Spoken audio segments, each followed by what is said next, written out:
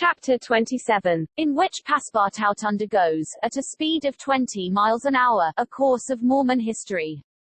During the night of 5 December, the train ran southeasterly for about 50 miles, then rose an equal distance in a northeasterly direction, towards the Great Salt Lake.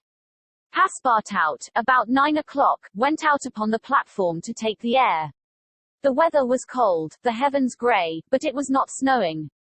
The sun's disk, enlarged by the mist, seemed an enormous ring of gold, and Passepartout was amusing himself by calculating its value in pounds sterling, when he was diverted from this interesting study by a strange-looking personage who made his appearance on the platform.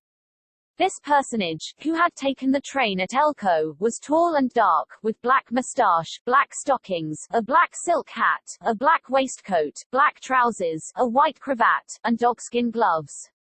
He might have been taken for a clergyman. He went from one end of the train to the other, and affixed to the door of each car a notice written in manuscript.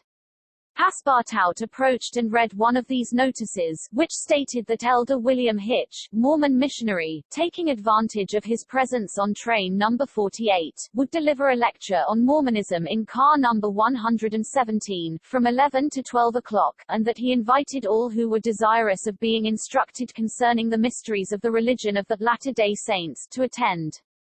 "I'll go," said Passepartout to himself. He knew nothing of Mormonism except the custom of polygamy, which is its foundation.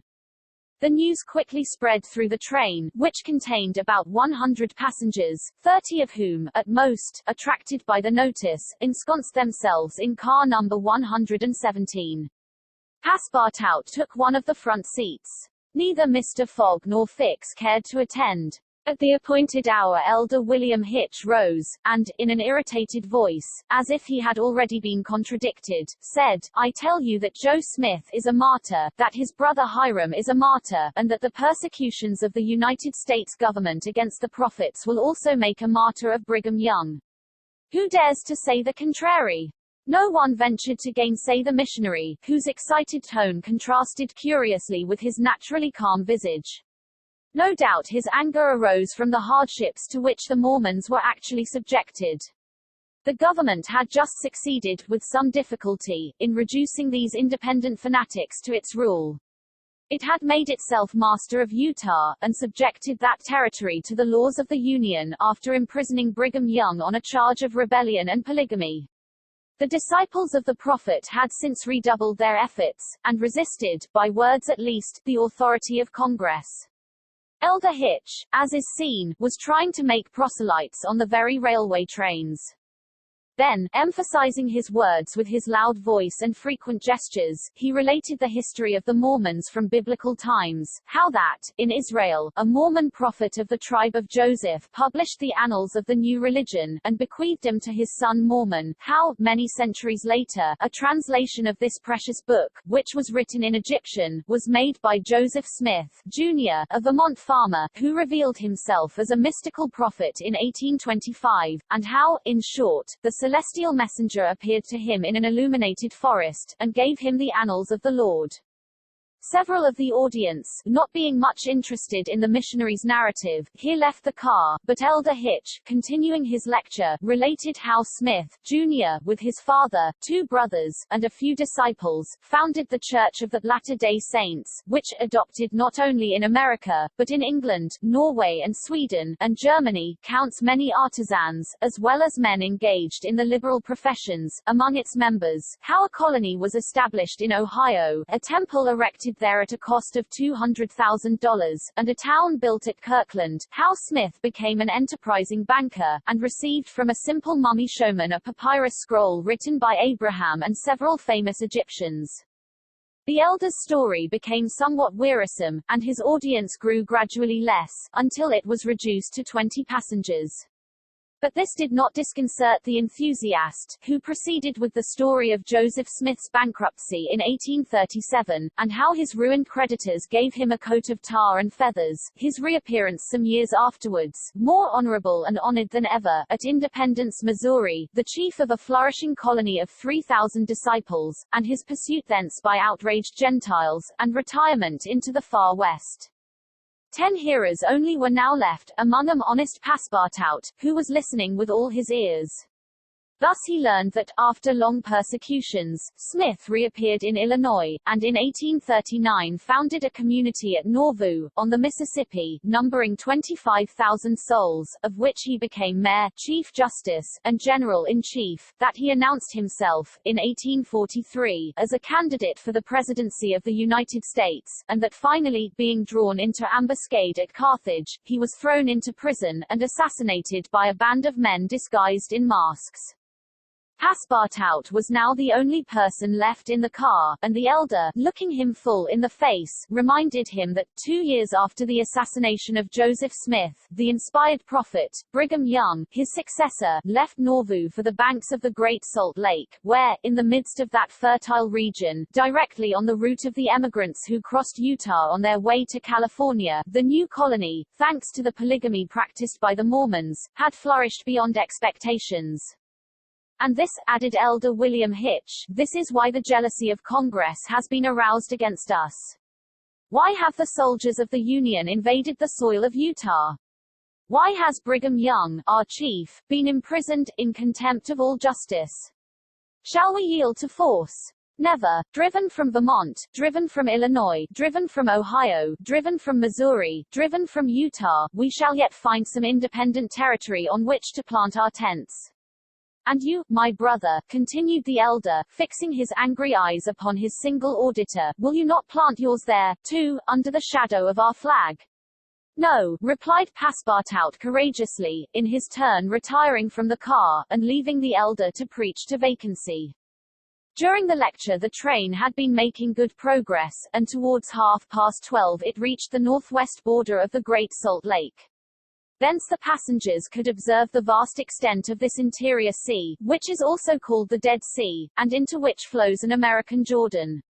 It is a picturesque expanse, framed in lofty crags in large strata, encrusted with white salt, a superb sheet of water, which was formerly of larger extent than now, its shores having encroached with the lapse of time, and thus at once reduced its breadth and increased its depth. The Salt Lake, 70 miles long and 35 wide, is situated 3 miles 800 feet above the sea. Quite different from Lake Asphaltite, whose depression is 1,200 feet below the sea, it contains considerable salt, and 1/4 of the weight of its water is solid matter, its specific weight being 1,170, and, after being distilled, 1,000. Fishes are, of course, unable to live in it, and those which descend through the Jordan, the Weber, and other streams soon perish. The country around the lake was well cultivated, for the Mormons are mostly farmers, while ranches and pens for domesticated animals, fields of wheat, corn, and other cereals, luxuriant prairies, hedges of wild rose, clumps of acacias and milkwort, would have been seen 6 months later. Now the ground was covered with a thin powdering of snow.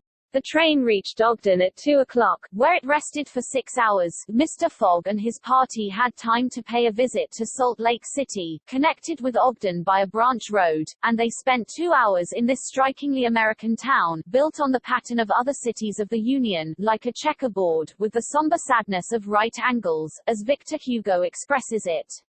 The founder of the City of the Saints could not escape from the taste for symmetry which distinguishes the Anglo-Saxons. In this strange country, where the people are certainly not up to the level of their institutions, everything is done squarely, cities, houses, and follies. The travelers, then, were promenading, at 3 o'clock, about the streets of the town built between the banks of the Jordan and the spurs of the Wasatch Range. They saw few or no churches, but the prophet's mansion, the courthouse, and the arsenal, blue brick houses with verandas and porches, surrounded by gardens bordered with acacias, palms, and locusts. A clay and pebble wall, built in 1853, surrounded the town, and in the principal street were the market and several hotels adorned with pavilions. The place did not seem thickly populated.